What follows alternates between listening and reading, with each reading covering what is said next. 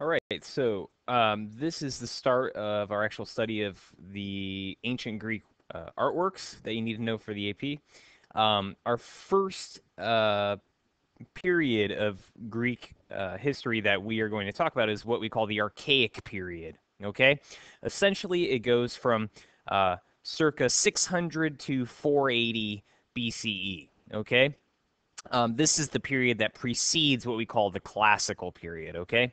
Now, it should be known that this term archaic is somewhat of a disparaging term. Basically, it is the work of this period is viewed as archaic or primitive in relation to the sophistication of the classical works that follow it.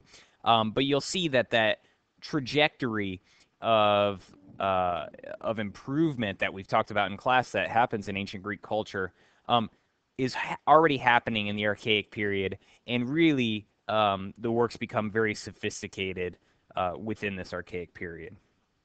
Um, the Archaic period follows what's called the Geometric period, which we're not really covering much in class.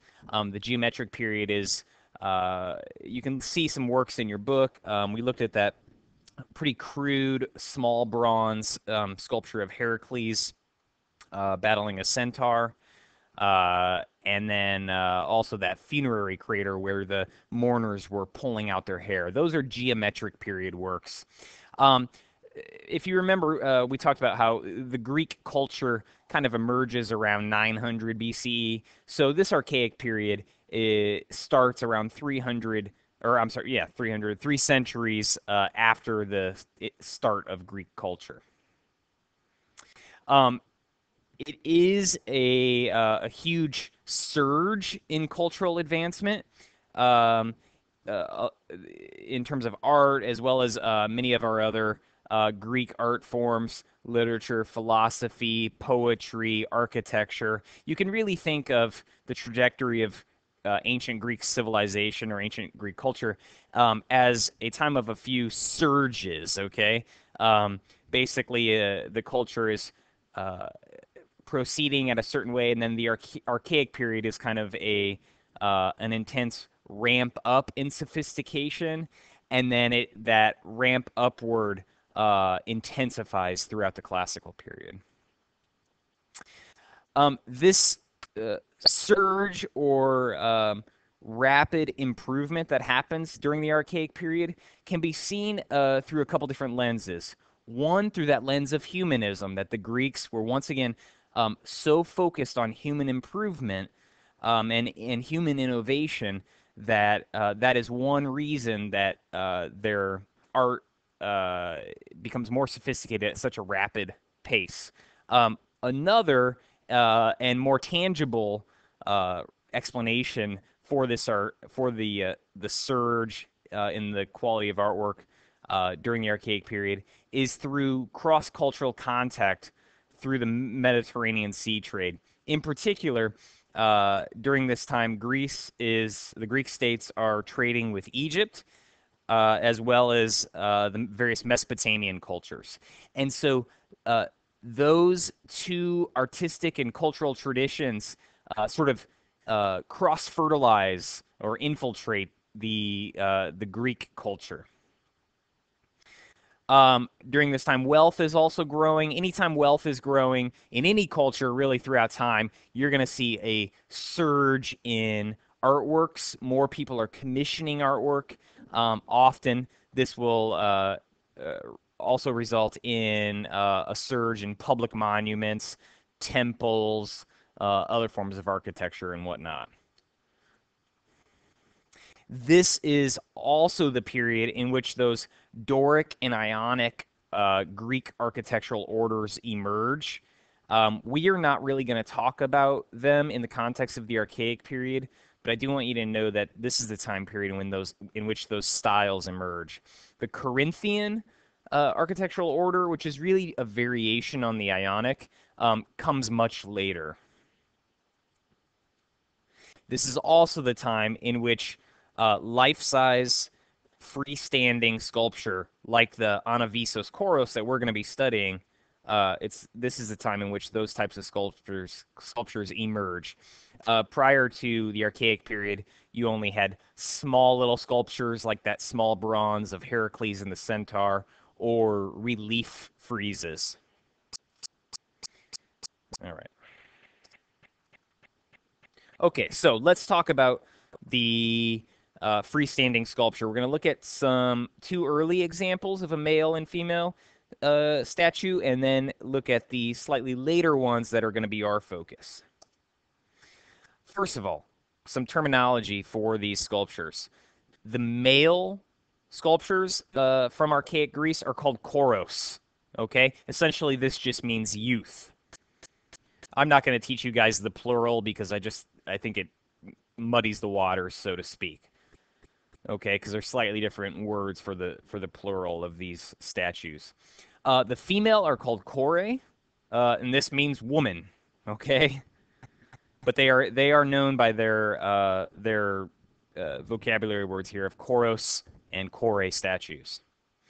So as you look at these, I want you to ask yourself, where do these sculptures fall on that spectrum from purely individualized to purely symbolic, stereotyped, generalized, and whatnot?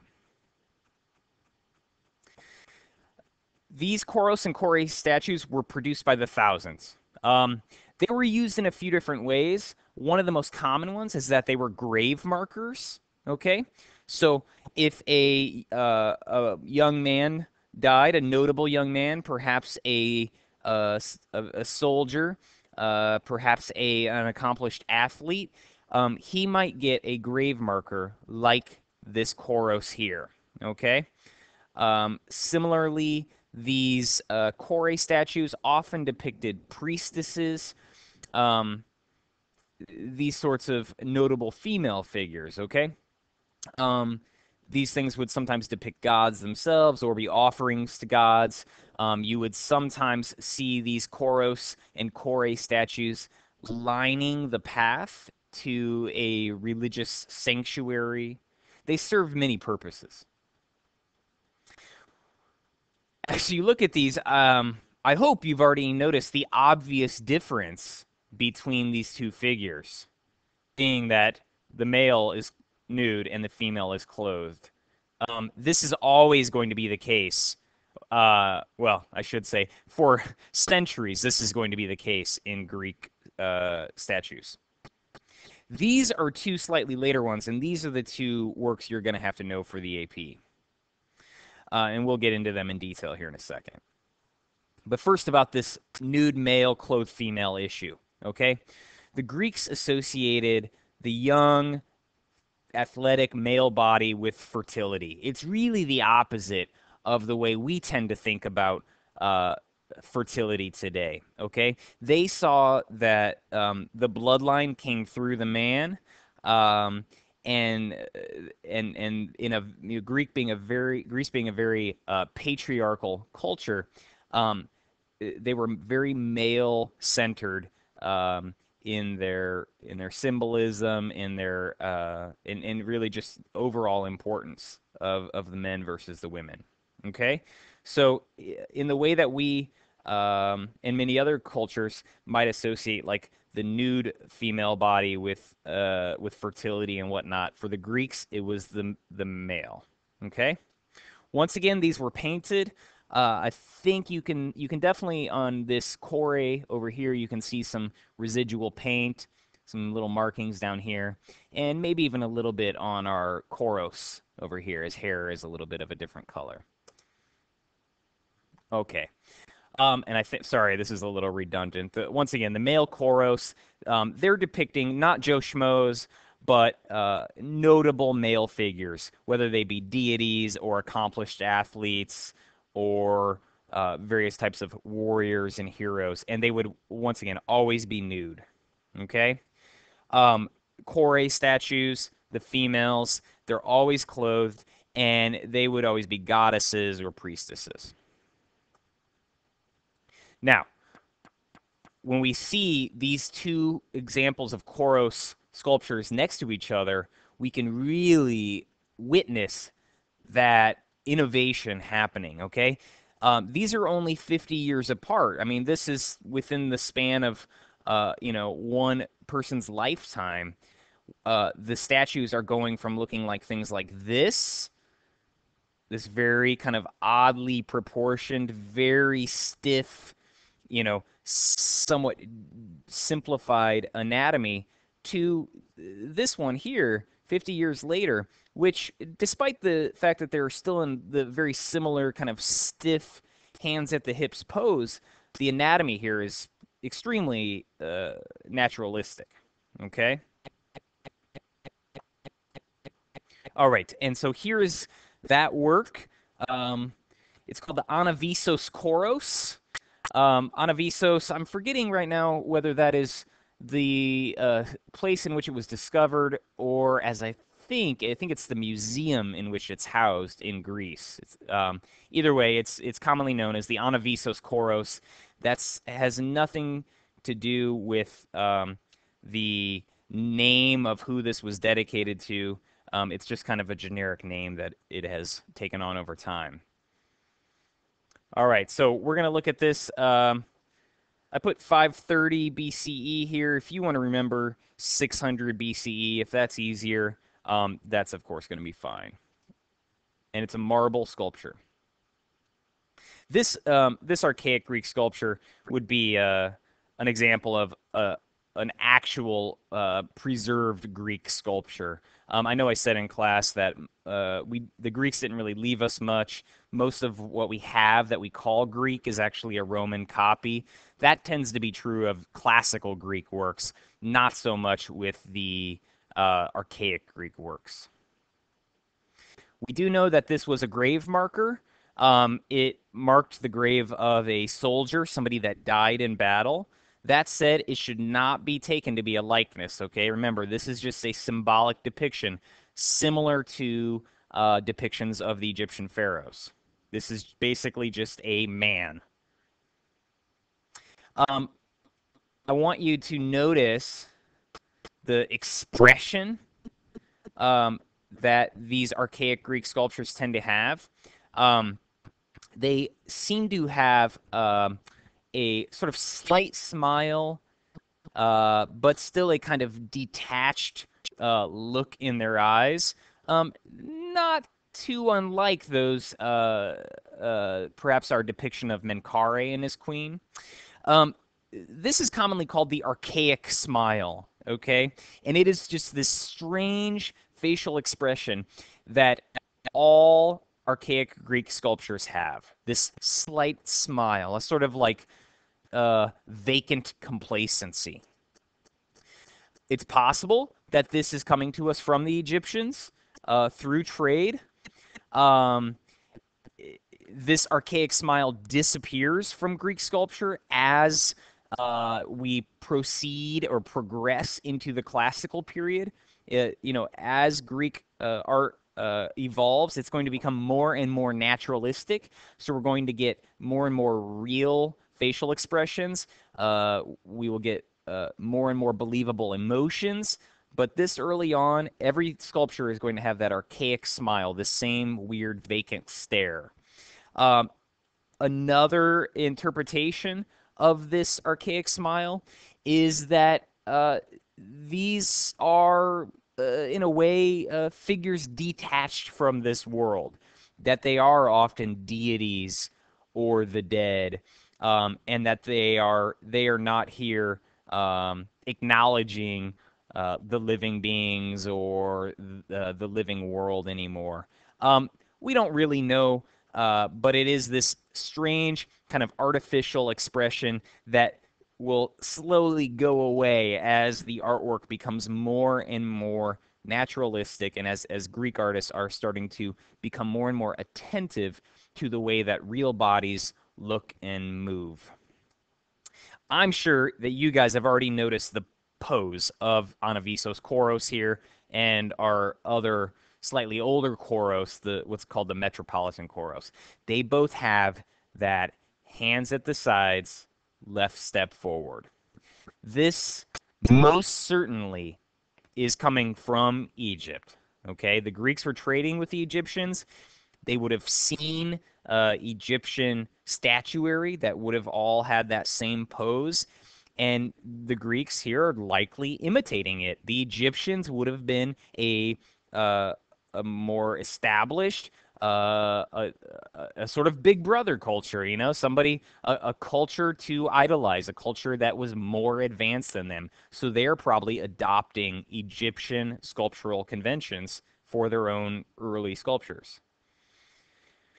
And here we have our old friend Menkaure next to Anavisos Koros, and you can really see that similarity. It's uncanny, yet there are differences. Okay, take a second. Notice the differences here, perhaps in their anatomy, perhaps in the level of detail in the sculpting, perhaps in those negative spaces.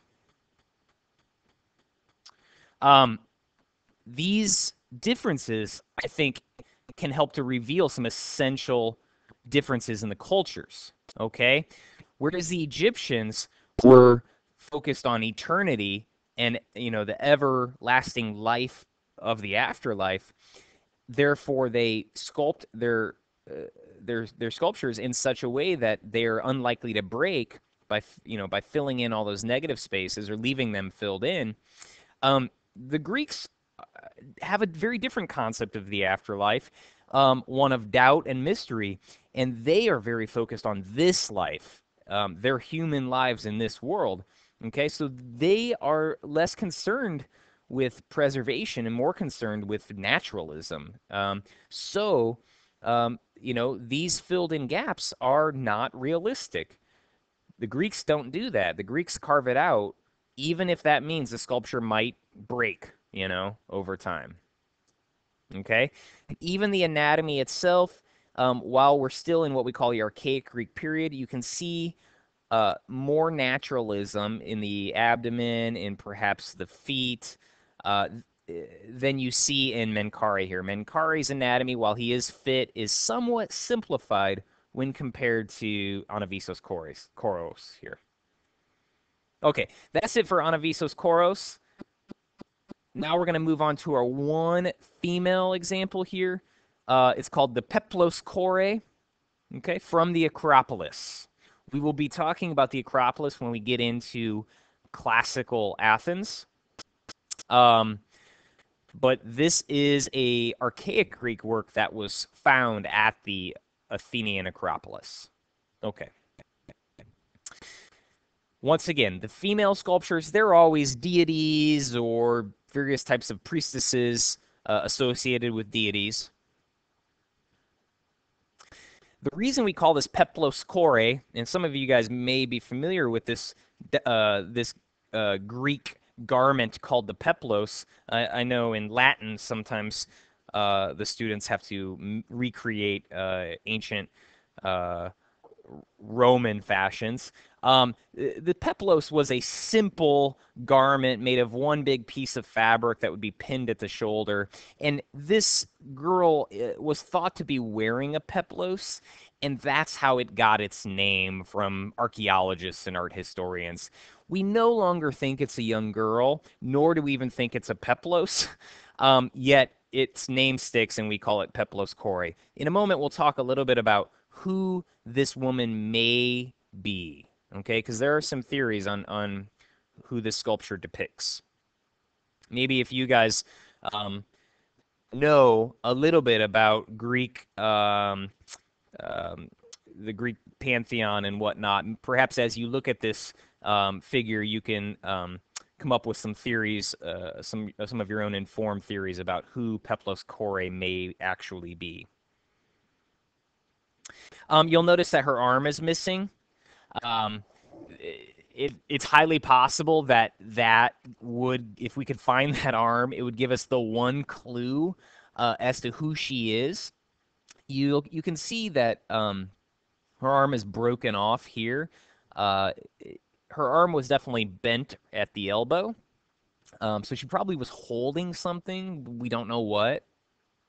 Even this hand down here has a hollow that indicates she was once holding some kind of object in that hand. These are all clues that are unfortunately missing. There's other clues. Here's a nice close-up of that broken elbow. If we look at her hair, you can see there are these bronze kind of staples coming out of her head. These little pieces of metal that once must have held some sort of ornament, some sort of crown or something coming off of her head, okay? That would have been a metal element that, presumably at some time was removed and melted back down for its value in bronze. She also had earrings. These are some contemporary recreations of Peplos Core. Um, we have some residual paint on her that also helps to give us some idea of who she may have been. Uh, the leading and I think most compelling theory is that she's Artemis, who is also known as Diana, who is the goddess of the hunt. Okay, so perhaps Artemis. We will be looking at Artemis. We'll be looking. I think we're going to look at Artemis on a pot here soon. Artemis is a bow hunting goddess. Perhaps her arm was holding a bronze bow like this and an arrow in this hand. It seems plausible. Artemis is often depicted with this kind of radiating crown. It's highly possible that that's what those little cleats were in her hair. We do have a little bit of residual paint left on her that seems to show some animal print down here. And that's where this theory really comes from.